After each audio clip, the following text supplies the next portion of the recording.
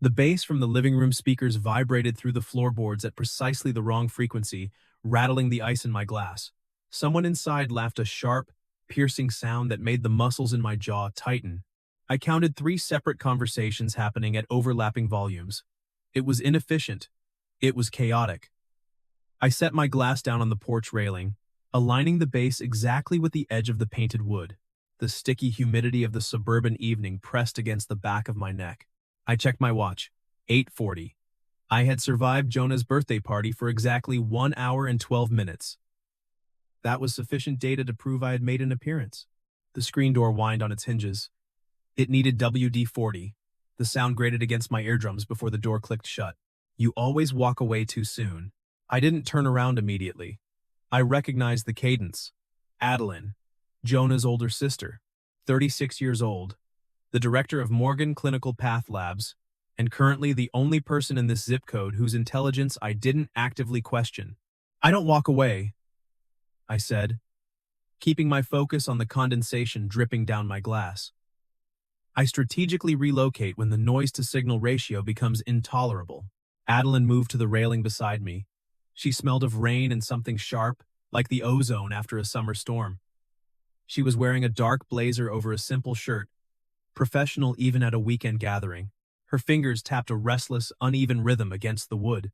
"You're fixing the alignment of the patio chairs with your eyes," she observed. "I can see you doing it." The third chair is angled at 45 degrees. It disrupts the traffic flow to the steps.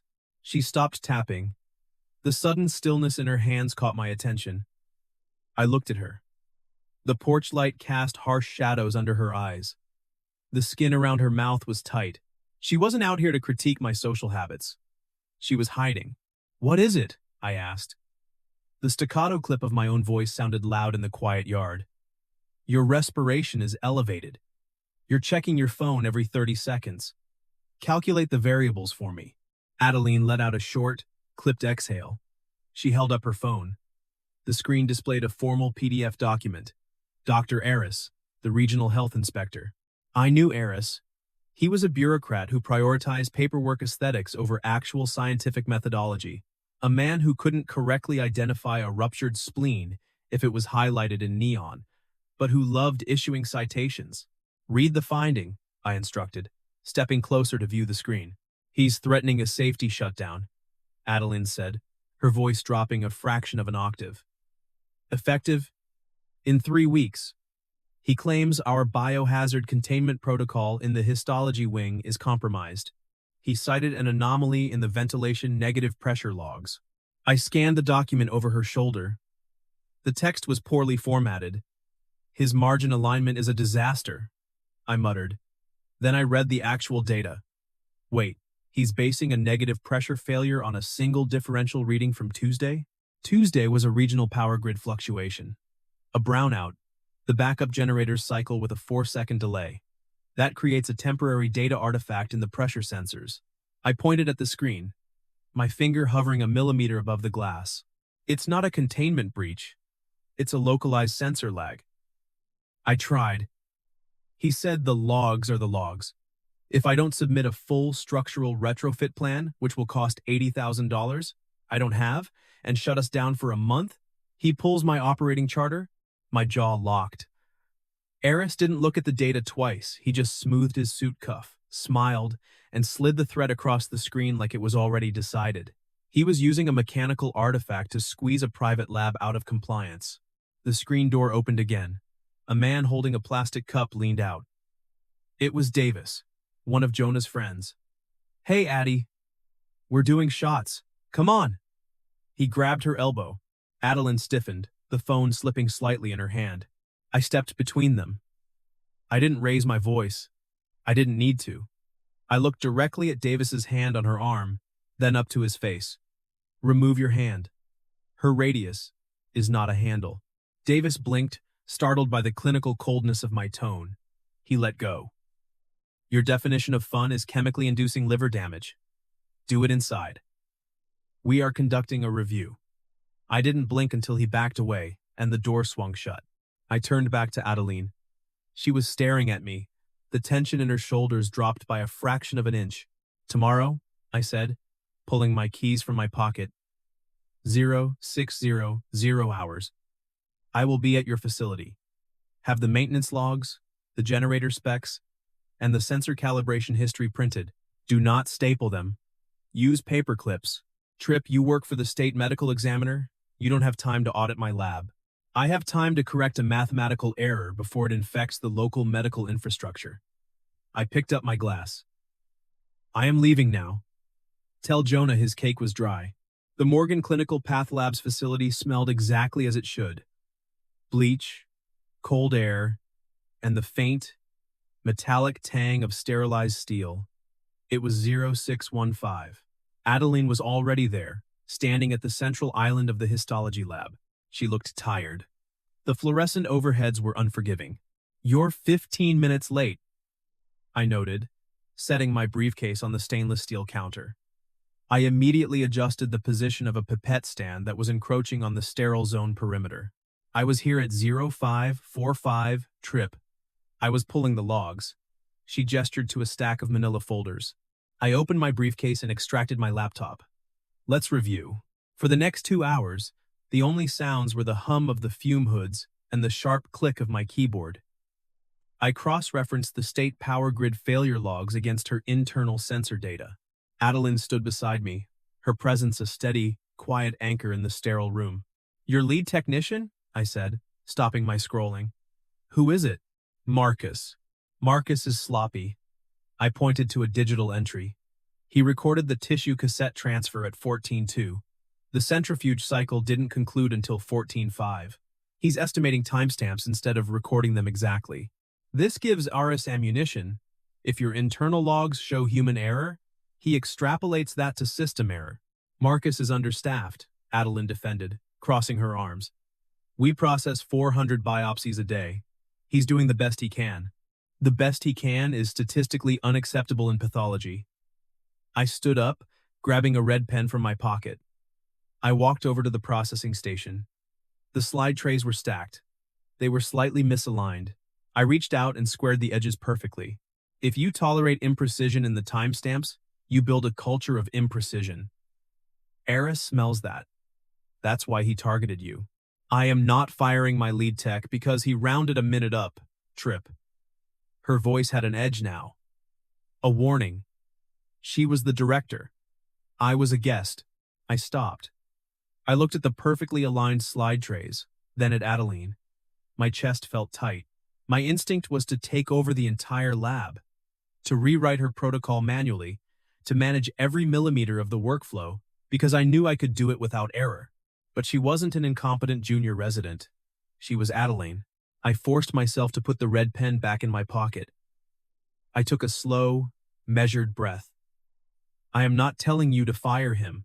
I am telling you to restrict his access to the final sign-off until we resolve the Eris citation. I will build an automated macro for your timestamp system.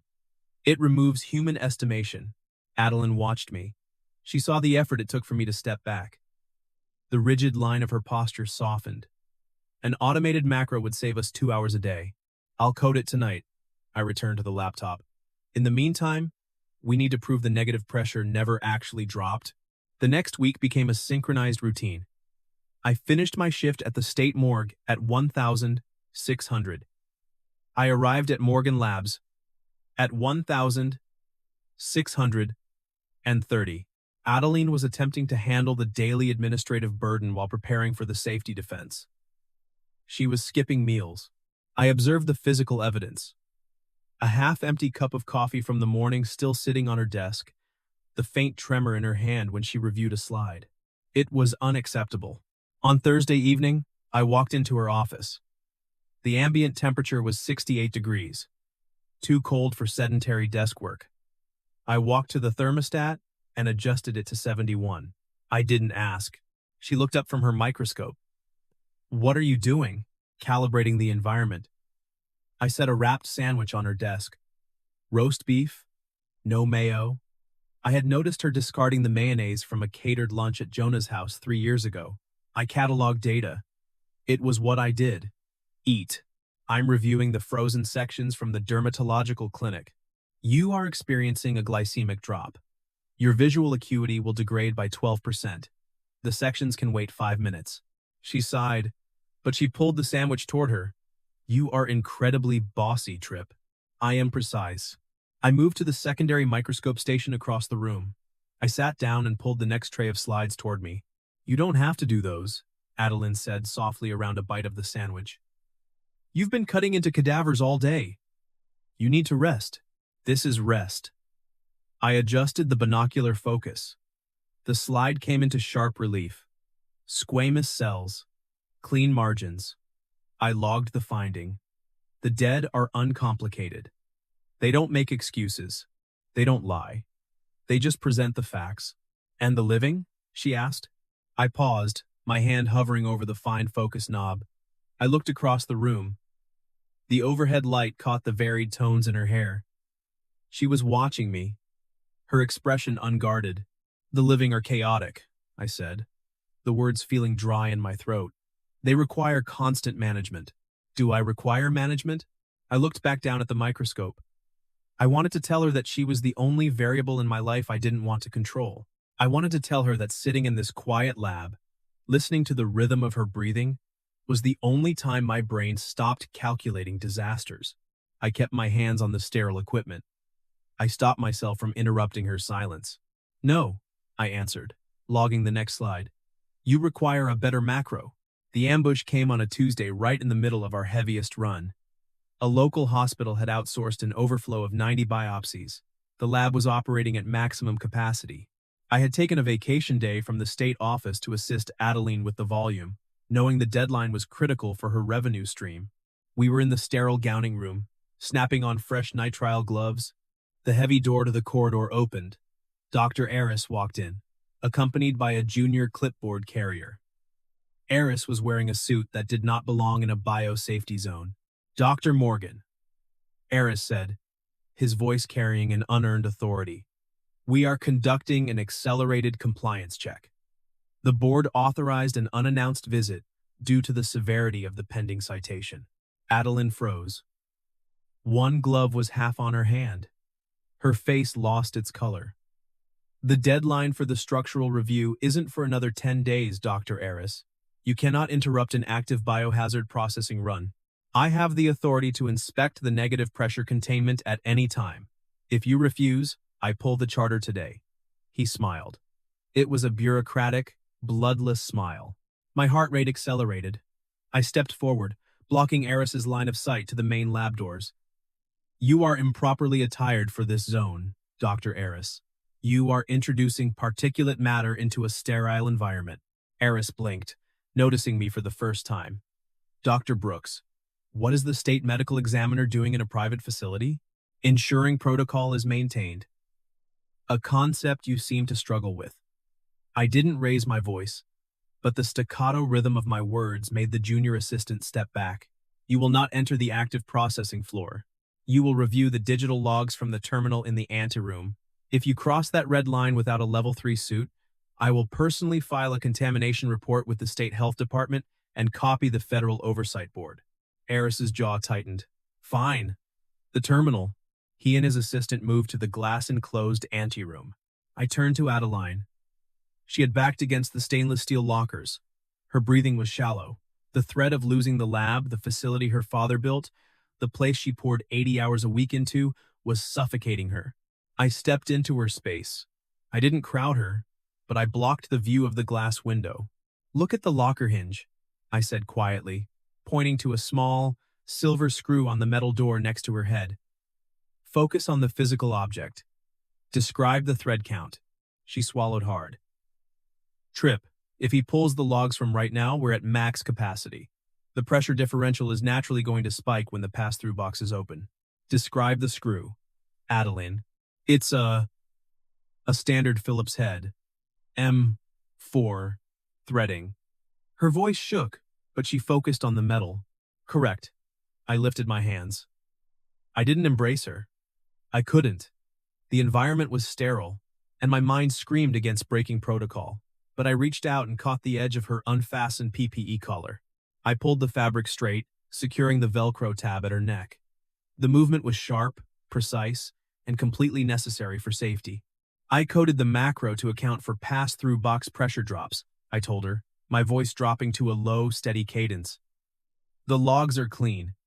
The data is unassailable. Let him look. He will find nothing but math he doesn't understand. She looked up from the locker hinge. Her eyes met mine. The panic in her chest was subsiding, replaced by the reality of the concrete steps I had put in place. You fixed the sensor lag? She whispered. I built a secondary algorithm that cross-references the door sensors with the HVAC cycle. It proves the containment is never broken. It is a perfect system. She exhaled, a long, shaky breath that fluttered the edge of her surgical mask. Thank you. Put your other glove on. We have biopsies to process. The victory was temporary.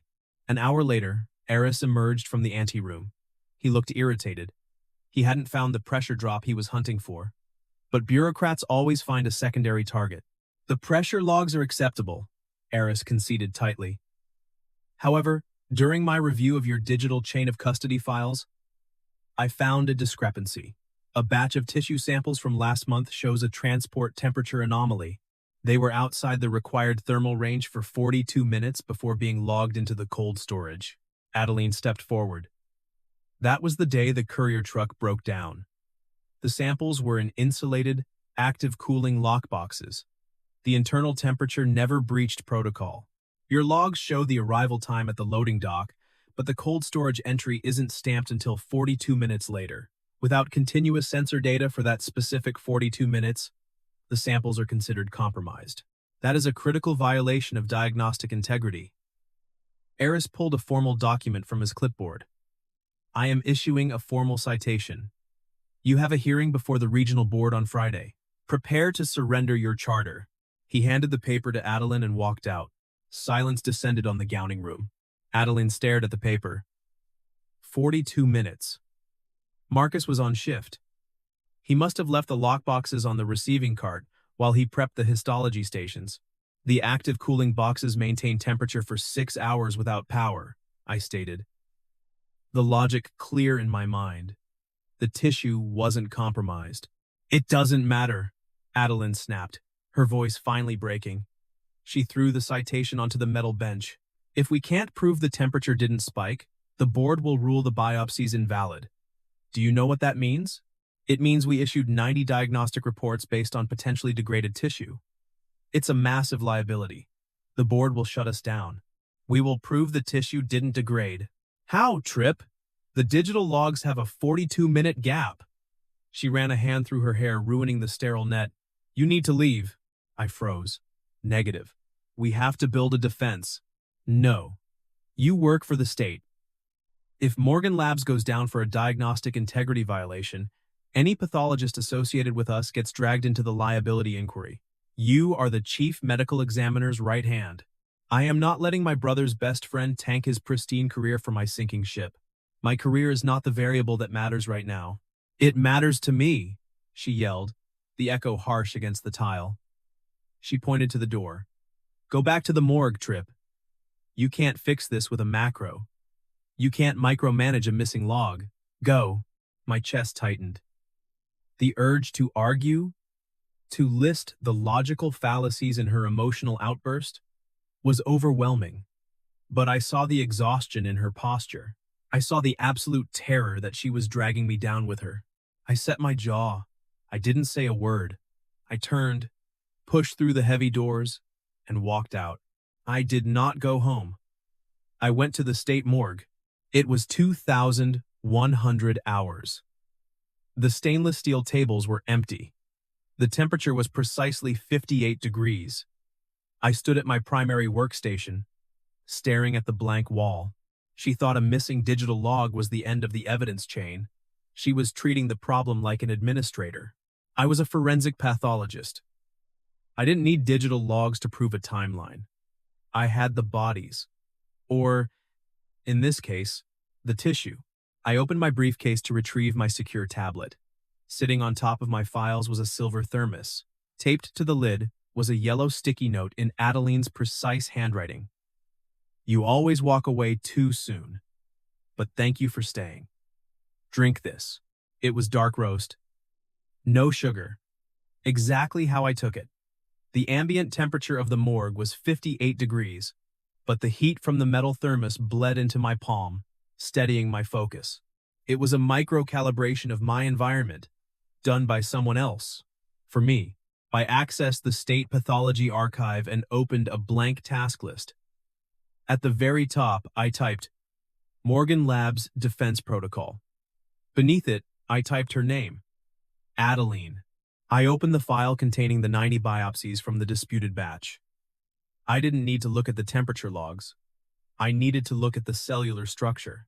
When organic tissue exceeds thermal compliance, it begins a process of autolysis, self-digestion by its own enzymes. The cellular membranes begin to break down. The nuclei show specific, measurable signs of pinosis and karyarexis. If those samples had actually breached temperature protocol for 42 minutes in a warm loading dock, the high-resolution digital scans of the slides would show early-stage autolysis under a 400x magnification. I spent the next 26 hours pulling every single digital slide from that batch. I didn't sleep. I consumed the dark roast coffee. I measured the nuclear integrity of over 4,000 individual cells. I worked the complex imaging software with absolute expert fluency. I isolated the specific chromatic signatures of the stains. I cross-referenced the cellular degradation rates against standard thermal decay algorithms. By Thursday morning, my eyes burned. My hands were perfectly steady. The cells were immaculate.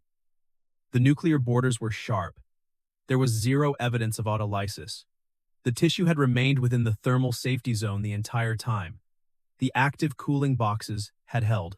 I compiled the cellular imagery, the mathematical degradation timelines, and my credential letter and a signed affidavit of findings into a 90-page dossier, enough for the board to verify provenance without turning it into a jurisdiction fight. I printed it. I did not use staples. I used a heavy-duty binder clip. The Regional Board of Health hearing room was lined with dark oak and cheap beige carpeting. It was Friday morning. I pushed open the double doors at the back of the room. Adeline was sitting alone at the defense table. She wore a charcoal suit. Her posture was perfectly straight, but her hands were clasped so tightly on the desk her knuckles were white.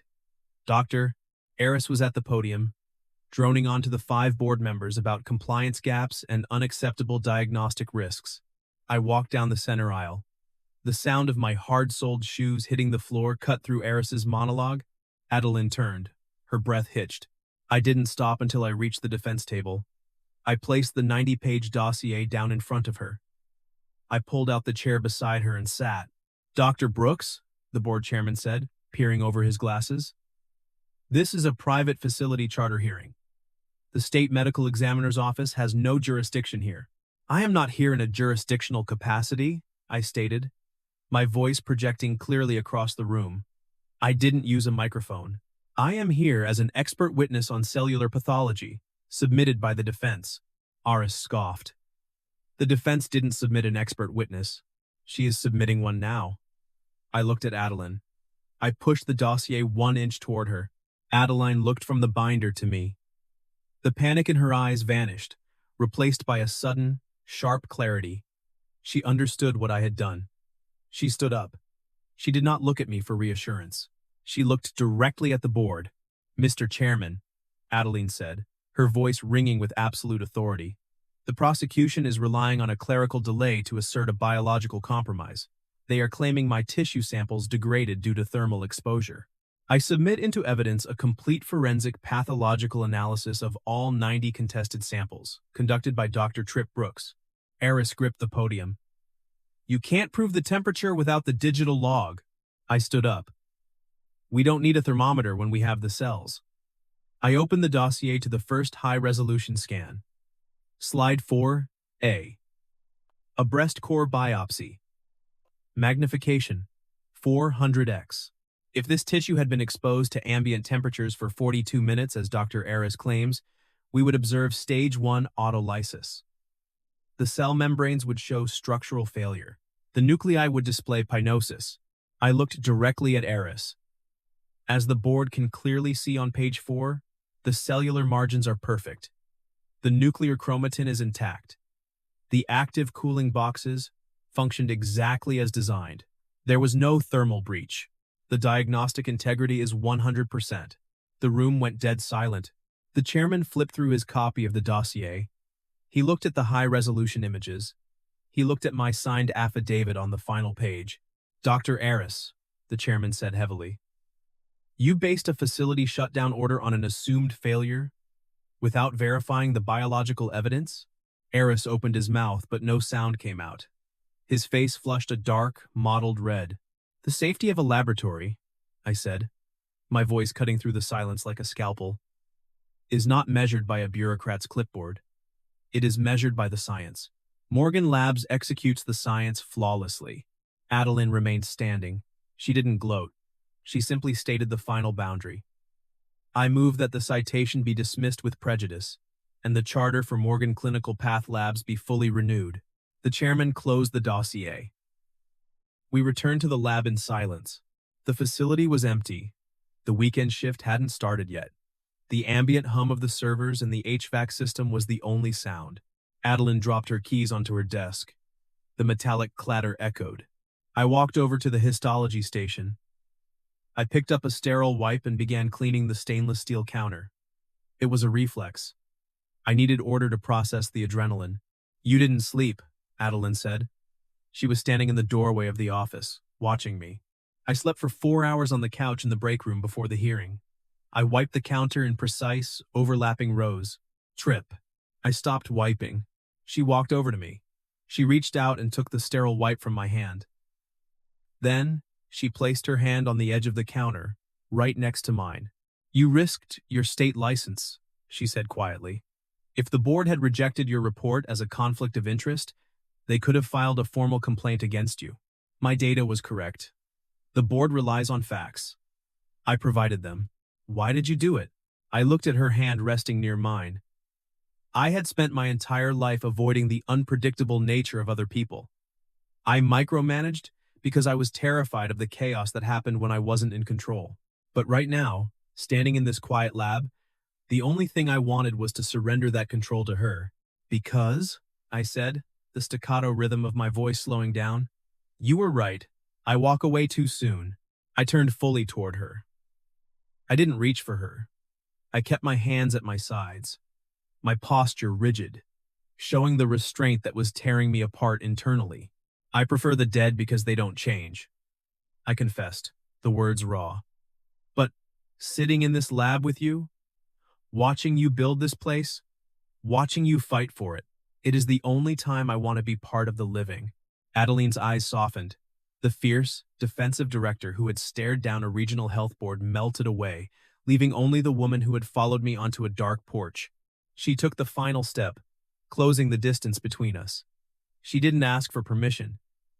She wrapped her arms around my torso and rested her head against my chest.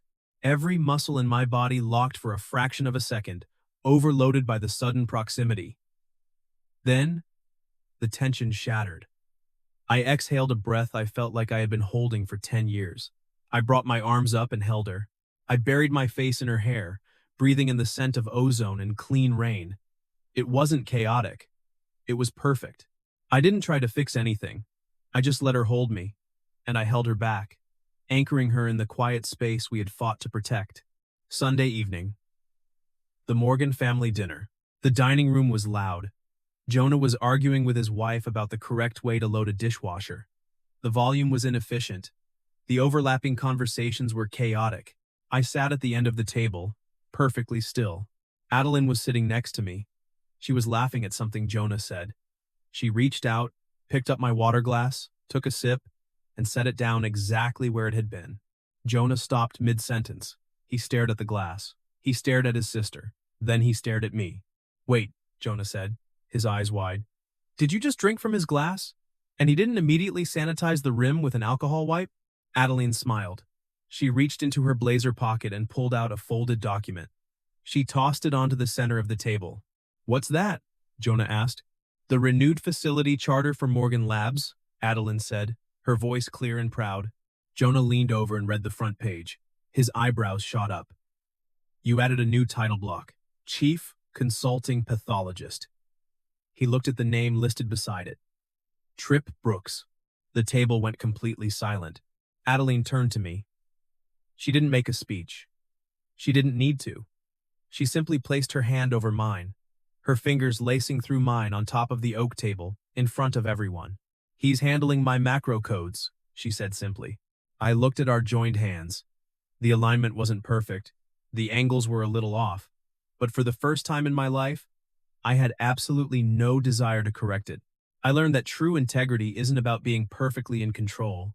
It's about doing the hard, correct thing, even when it costs you. Real love isn't about managing someone's flaws, but creating a safe harbor where they don't have to be perfect. Please like and subscribe so we can share more stories like this.